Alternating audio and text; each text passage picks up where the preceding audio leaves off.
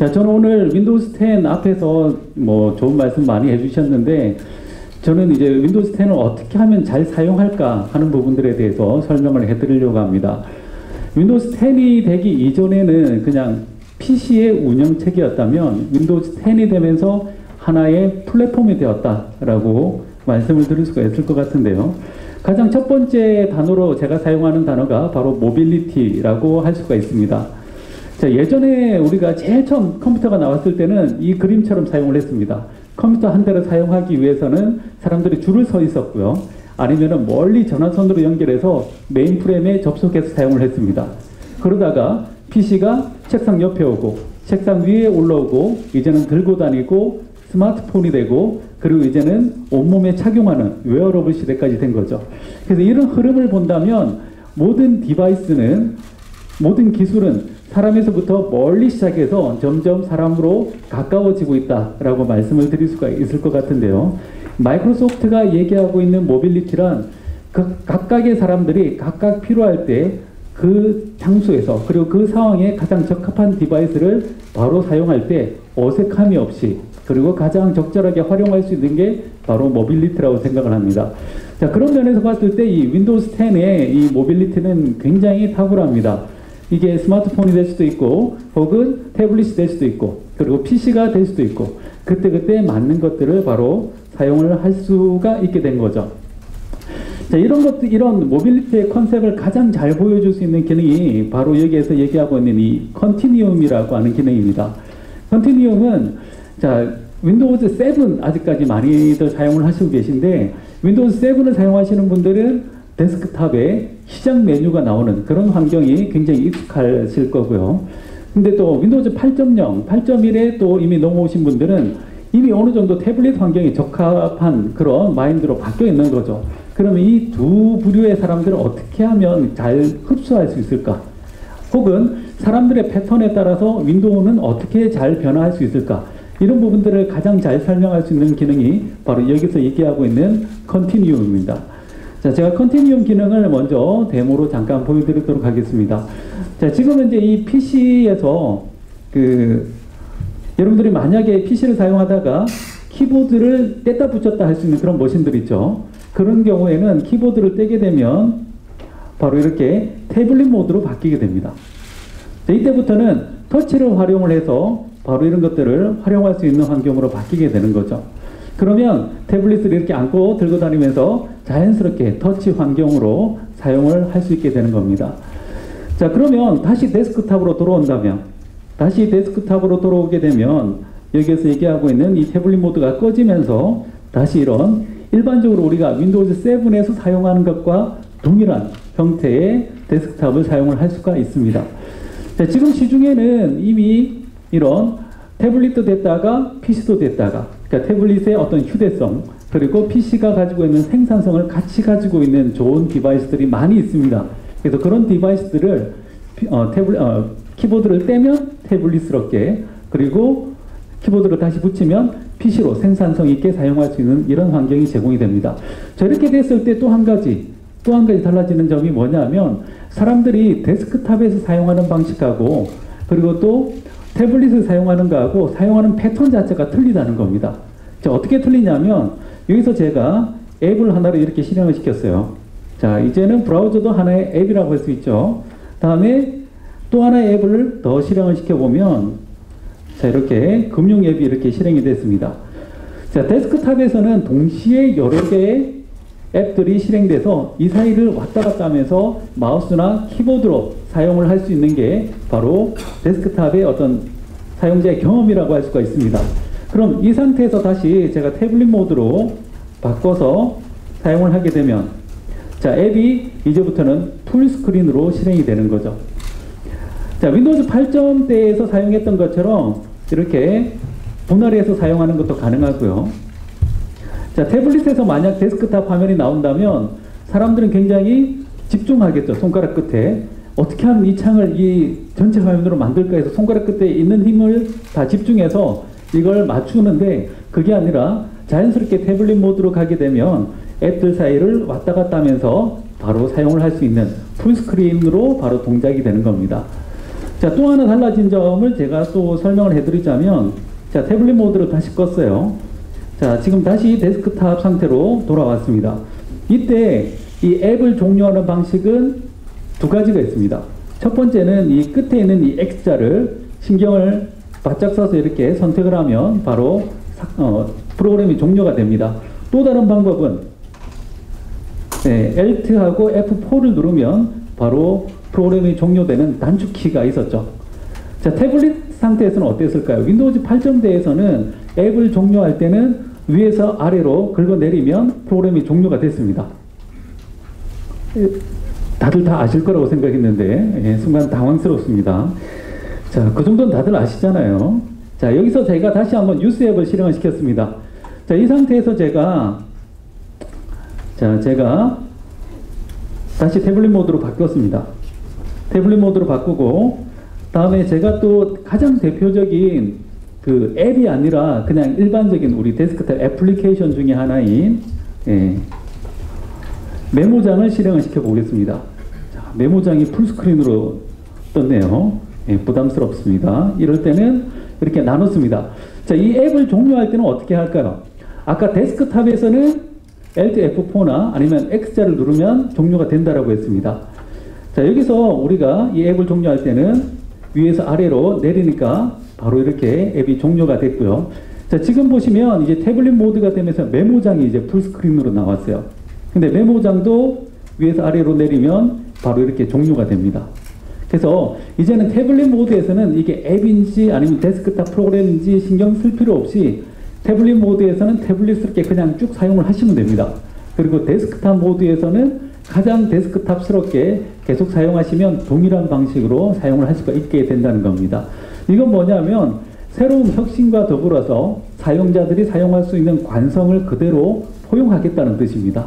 그래서 컨티뉴엄 기능은 8인치 태블릿 혹은 10인치 태블릿을 가지고 밖에서는 태블릿으로 가볍게 업무를 보고 또 안에 들어와서는 키보드하고 마우스하고 그리고 외부 모니터를 연결해서 작업을 하시는 분들에게 굉장히 좋은 기능으로 다가오게 될 거고요. 각각의 성격에 맞게 잘 사용할 수 있는 그런 기능이 될 것 같습니다. 자, 일단 제가 태블릿 모드를 끄고 다시 파워포인트로 돌아왔습니다. 자, 이 컨티뉴엄 모드가 지금은 보여드릴 수는 없지만 폰에서도 지원이 됩니다. 그래서 앞으로 나올 윈도우즈 폰에서는 컨티뉴엄 4 윈도우즈 폰이 지원이 될 겁니다. 자, 이런 경우에는 연결을 하시게 되면 그 폰을 외부 모니터에 연결하는 순간 폰의 화면이 외부 모니터에 저렇게 나오고요. 저 데스크탑 환경에서 바로 폰에 있는 오피스나 다른 애플리케이션, 앱들을 활용을 해서 바로 자연스럽게 업무가 진행될 수 있도록 그렇게 하고 있습니다. 자, 여기에서 자, 시작 메뉴가 폰 화면으로 바뀐 것 외에는 거의 동일한 환경이 지원이 됩니다. 그래서 좀 더 가볍게 사용할 수 있는 그런 환경들이 앞으로 지원될 예정입니다. 자, 앞에서 시연을 했고요.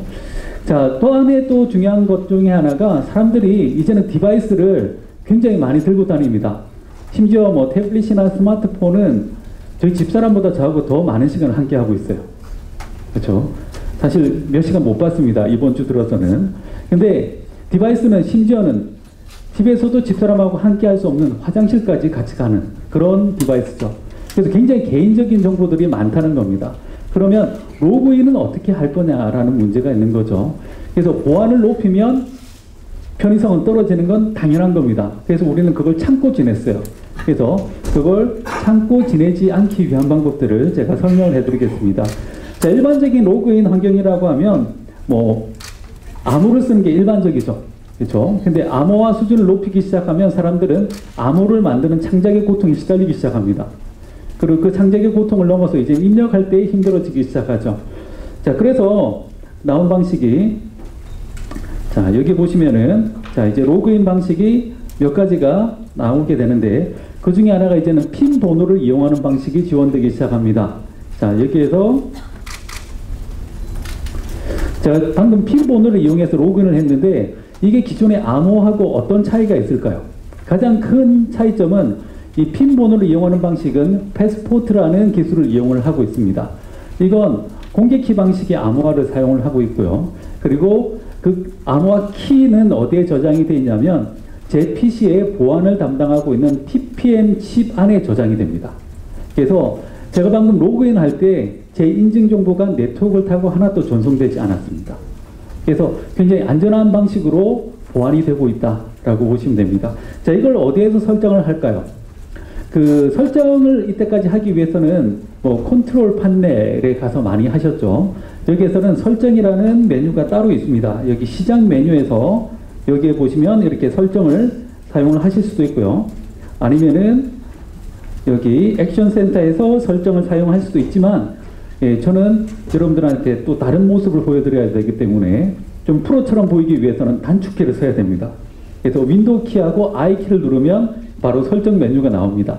자, 윈도우스 10이 되면서 설정 메뉴가 깔끔하게 정리가 됐는데, 자, 이 중에서 제가 계정을 눌러보면, 예, 로그인 옵션을 여기다가 지정을 할 수가 있습니다. 자, 저는 여기서 핀을 지정을 했고요. 핀을 지정을 하고 나면 추가적으로 사용할 수 있는 옵션이 두 가지가 더 있습니다. 이 두 가지 옵션, 윈도우즈의 헬로우 안에 보면 이렇게 두 가지 옵션이 있는데 지문과 얼굴이 있습니다. 이제는 제 얼굴 자체가 하나의 인증 정보가 되는 거죠. 자, 이 두 가지도 모두 패스포드 기반의 기술을 사용하고 있습니다. 그래서 제 안면에 관한 정보, 그리고 제 지문에 관한 정보, 이런 것들도 전부 다 TPM 칩 안에 들어갑니다. 만약 여러분들이 쓰시고 계신 디바이스에 TPM 칩이 없다면 가장 보안이 잘 되고 암호화 수준이 높은 단계로 해서 가장 그 안전한 장소에 따로 보관을 하고 있습니다. 그래서 일단은 보안에 대해서는 굉장히 높은 수준이다라고 이해를 해주시면 될 겁니다. 자, 이 지문은 많이 보셨을 테니까 일단은 얼굴을 한번 보도록 하겠습니다. 자, 얼굴을 인식하기 위해서는 이때까지 카메라 같은 거 많이 사용해 보셨죠? 스마트폰에서도 안면 인식 기능 같은 걸 많이 사용을 했을 텐데, 자, 여기 보시면은, 자, 여기 보시면 제가 이 삼각대 끝에다가 카메라를 하나 달아놨습니다. 인텔 리얼센스 카메라고요. 자, 이 카메라에 지금 이제 불이 들어와 있는데, 예, 저기 제가 얼굴 한번 대보겠습니다. 자, 바로 로그인이 되죠. 눈 깜짝할 사이에 제 안면이 인식이 된 겁니다. 자, 믿을 수가 없다면 다시 한번 보여드릴게요. 다시 한번 잠그고, 얘가 막 찾고 있어요. 찾고 있는데 제가 이렇게 들어갑니다. 바로 로그인이 돼서 풀립니다. 굉장히 빠르죠. 자, 이거 짜고 치는 고스톱이 아닐까라고 생각을 할 수도 있기 때문에 제가 제 대역을 한 명 불러보도록 하겠습니다. 제 동생인 김용웅을 불러보도록 하겠습니다. 일단 잠궈 놓고요. 네, 용웅 씨. 네, 나왔습니다. 네, 사진을 이용해서, 네, 로그인을 해보도록 하겠습니다. 자, 그런데 사진을 아무리 가져다 대도 얘는 전혀 미동도 하지 않습니다. 왜냐하면 얘는 살아있지 않기 때문에 반응이 없는 거예요. 이 리얼센스 카메라에는 기본적으로 적외선 센서와 그리고 레이저 스캐너가 함께 들어있습니다. 그래서 살아있는 사람이 가지고 있는 특징들이 있죠. 일단 열이 있어야 되고, 그리고 이 안면에 대한 굴곡까지 함께 있어야지 로그인이 가능합니다. 자, 그래서 이걸로는 아무리 해도 로그인이 되지 않다가 그냥 제가 들어가면 바로 이렇게 락이 풀립니다. 자, 이런 것들은 굉장히 편리하겠죠. 그 예전에는 그 한참 그런 것들이 있었죠. 한참 안면 인식되는 폰이 나왔을 때 이제 잠겨 있으면은 그 사람 사진에다 갖다 대면 풀리고 이런 식으로 굉장히 보안성이 낮았습니다. 근데 이 윈도우 헬로우에서 지원하는 이 안면 인식의 기본 스펙 자체는 굉장히 높은 보안을 지원을 합니다. 자, 이런 경우에 또 이런 질문을 하시는 분이 있을 거예요. 지나가다가 휙 쳐다보면 바로 풀립니다. 실제로도 감도가 굉장히 좋아서. 그래서 휙 풀리지 않게 하기 위해서는 옵션을 줄 수가 있어요. 앞에 서서 고개를 좌우로 흔들어야 풀리는 옵션도 따로 있습니다. 자, 그래서 이 윈도우즈 헬로우를 이용하시면 굉장히 손쉽게 로그인을 하실 수가 있습니다. 자, 그러면 그 윈도우즈 헬로우를 사용하기 위해서는 반드시 이런 카메라가 필요할까요? 그렇지는 않습니다. 지금 밖에 나가보시면 아까 전시되어 있는 그 헬로우 쪽에 있던 그 노트북이 하나 있을 거예요. 그 노트북에 자세히 보시면 앞에 방금 제가 설명해드린 3개의 센서가 있습니다. 적외선과 레이저와 그리고 화상 캠이 붙어있는 노트북이 있습니다. 그 안에는 이미 윈도우 헬로우를 지원하는 카메라가 내장되어 있는 노트북이 있고요. 앞으로 해당되는 노트북들도 많이 출시가 될 걸로 보입니다. 그래서 굉장히 편리하겠죠. 밖에서도 노트북을 이렇게 바로 열었을 때 바로 나를 알아보고 창이 쫙 펼쳐지면서 바로 풀리는 겁니다. 방금 보시다시피 뭔가 계산하고 재고 이런 시간이 아니에요. 그냥 딱 보자마자 바로 풀린다는 거죠. 그래서 이제부터는 컴퓨터 앞에 앉기만 해도 자동으로 로그인되는 그런 세상을 보실 수가 있을 겁니다. 자, 로그인까지 설명해 드렸고 윈도우즈 헬로에 관한 얘기를 해드렸습니다. 자, 이제는 뭘 설명을 해드릴 거냐면 이제 그 사람들은 점점 더 자기 개인화되어 있는 그런 디바이스를 원합니다. 분명 이런 PC나 이런 것들은 기성품이긴 하지만 자기한테 가장 잘 맞는 형태로 커스터마이징해서 사용을 한다는 거죠. 그래서 그 가장 잘 커스터마이징 할 수 있는 기능 중에 하나가 바로 시작 메뉴입니다. 자, 사실 이 윈도우스 10 얘기하면 빼놓을 수 없는 얘기가 바로 이 시작 메뉴입니다. 자, 제가 이 시작 메뉴를 한번 실행을 시켜 볼게요. 자, 굉장히 반갑죠? 돌아온 시작 메뉴. 근데 그냥 시작 메뉴가 들어온 게 아니라 옆에 보시면은 시작 메뉴 옆에 앱을 사용할 수 있는 공간도 함께 생겼습니다. 그래서 여기에서 저는 뭔가를 실행하지 않았는데도 불구하고 지금 현재 뉴스도 볼 수도 있고요. 지금 아침에는 비가 굉장히 세게 내렸는데 지금의 날씨는 26도의 약한 비가 내리고 있다라는 것들을 바로바로 방금 25도로 바뀌었네요. 볼 수가 있습니다. 그리고 정보가 바뀐 것들만 여기서 계속해서 애니메이션이 되고 있는 것들을 보실 수가 있죠.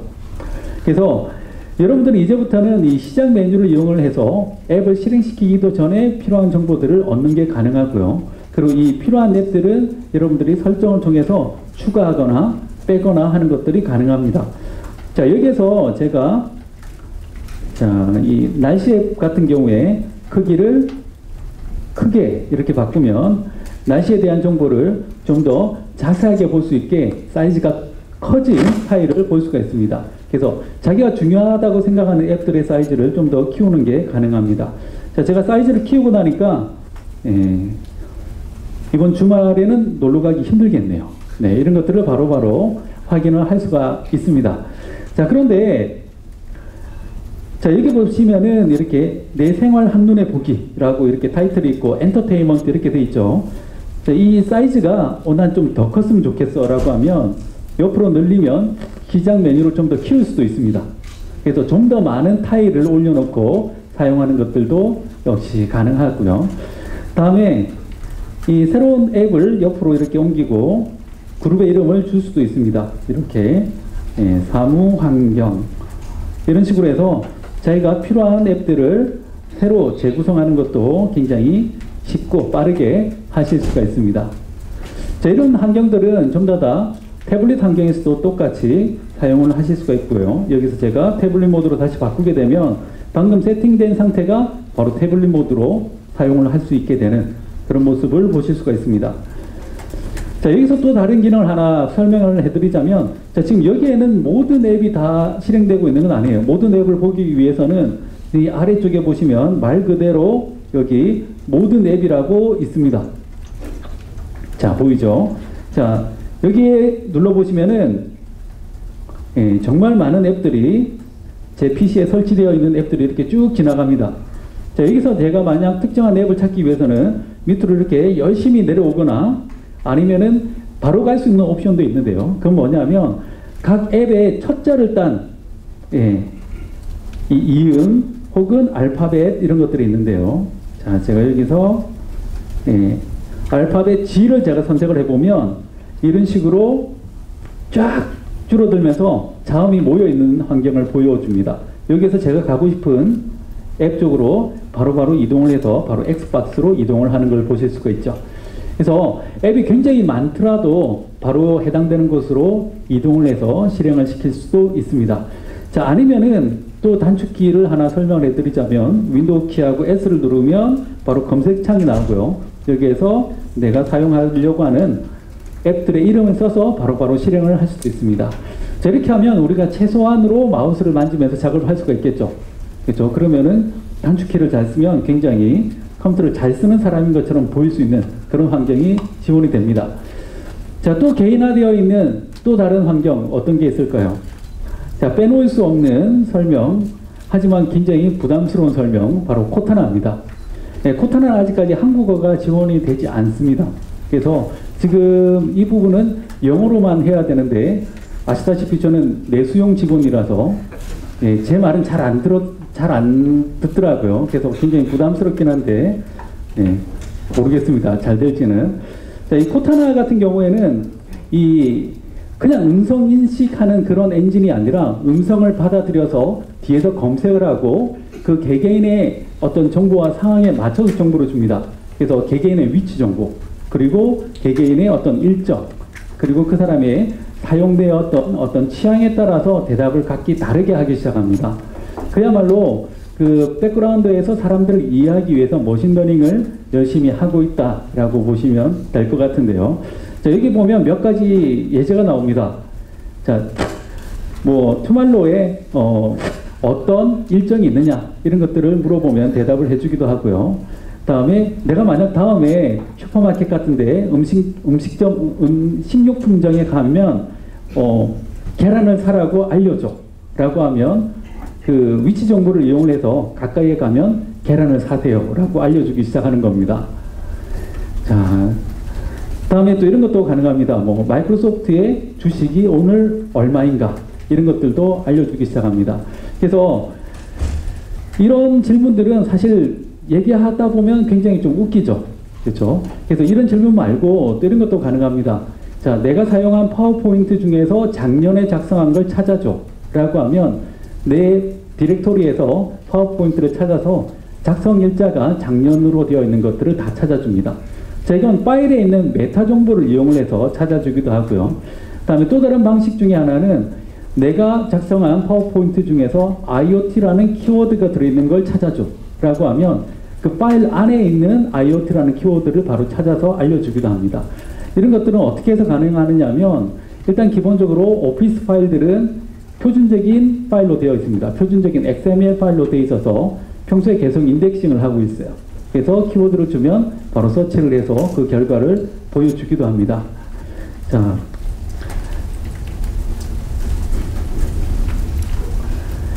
그 다음에 생산성 기능에 대해서 설명을 해드려야 될 것 같은데요. 생산성 기능은 가장 제가 추천해드리는 기능 중에 하나가 바로 이 버추얼 데스크탑이라고 영어로 쓰고요. 한국말로는 가상 데스크탑이라고 이야기를 합니다. 이 가상 데스크탑 같은 경우에는 쓰기에 따라서는 굉장히 생산성을 많이 높여줍니다. 자, 지금 제가 데모할 때 화면을 좌우로 왔다 갔다 하는 거 보셨죠? 그렇죠? 이게 바로 가상 데스크탑의 기능입니다. 자, 이렇게 데모를 하기 위한 바탕화면이 있고, 그 다음에 여러분들한테 보여드리기 위한 파워포인트의 바탕화면이 하나가 이렇게 있는 겁니다. 자, 제가 이걸 잠깐 이렇게 자, 눌러보면은 지금 현재 바탕화면이 이렇게 두 개가 있는 게 보이시죠? 하나는 비어있는, 제가 데모를 하기 위한 바탕화면이고, 자, 여기에는 파워포인트를 위한 바탕화면이 이렇게 있는 걸 보실 수가 있습니다. 자, 필요하다면 바탕화면을 더 추가를 하실 수도 있어요. 그래서 세 번째 바탕화면에는 자, 앱을 하나를 실행을 시켜 보겠습니다. 자, 이렇게 음악 앱을 실행을 시켜 놓고, 자, 이 이전 데스크탑, 이번에 두 번째 데스크탑으로 가보면 비어 있고요. 그리고 첫 번째 데스크탑으로 가보면 파워포인트가 실행되고 있는 게 보입니다. 자, 이걸 역시 마우스로 왔다 갔다 하게 되면 생산성이 떨어지죠. 그래서 역시 단축키를 사용을 하실 수가 있습니다. 이때 사용할 수 있는 단축키는 윈도우 키하고 컨트롤 키, 그러니까 컨트롤하고 윈도우 키를 누른 상태에서 화살표 키를 이용을 하시면 바로바로 왔다 갔다 하면서 작업을 하실 수가 있습니다. 자, 이건 뭐냐면 내 화면이 작더라도 이 모니터가 수십 수백 대 붙어 있는 것과 같이 사용을 하실 수가 있습니다. 물론 수십 개씩 열어놓고 쓰면 좀 이상하죠. 그래서 한 서너 개 정도 열어놓고 사용하시게 되면 생산성 향상이 굉장히 많이 도움이 됩니다. 저 같은 경우는 밖에 외부에 발표할 때 이런 식으로 파워포인트 따로, 데모 따로, 그리고 내가 가끔씩 컨닝하는 자료 따로 이렇게 데스크탑을 3개 정도 열어놓고 사용하니까 굉장히 편리했습니다. 그래서 어제 사용할 때는 어제도 이제 온라인 세미나가 있었는데 이렇게 데스크탑을 3개를 열어놓고 사용을 했습니다. 자, 여기에서 이제 한 걸음 더 나아가서 좀 더 손에 익기 시작하면은 컨트롤 윈도우 D키를 누르면 새로운 바탕화면이 생기면서 이동을 한 겁니다. 그렇죠? 자, 이렇게까지 써야 돼 라고 생각할 수도 있지만, 네. 손에 익기 시작하면 여기까지 갈 수 있습니다. 네. 여러분들은 이제 좀 더 프로잖아요. 네. 자, 이 상태에서 바탕화면을 보면 새로운 바탕화면이 더 생기면서 이제 바탕화면이 4개가 된 겁니다. 그래서 30몇만 원씩 모니터를 안 사도 여러 개의 모니터를 사용하는 듯한 그런 효과를 주실 수가 있습니다. 자, 안에 있는 내용이 있지만 바탕화면을 종료하면 바로 옆 바탕화면으로 자연스럽게 다시 다 모입니다. 그래서 안 쓰는 것들은 바로바로 종료를 하시면 됩니다.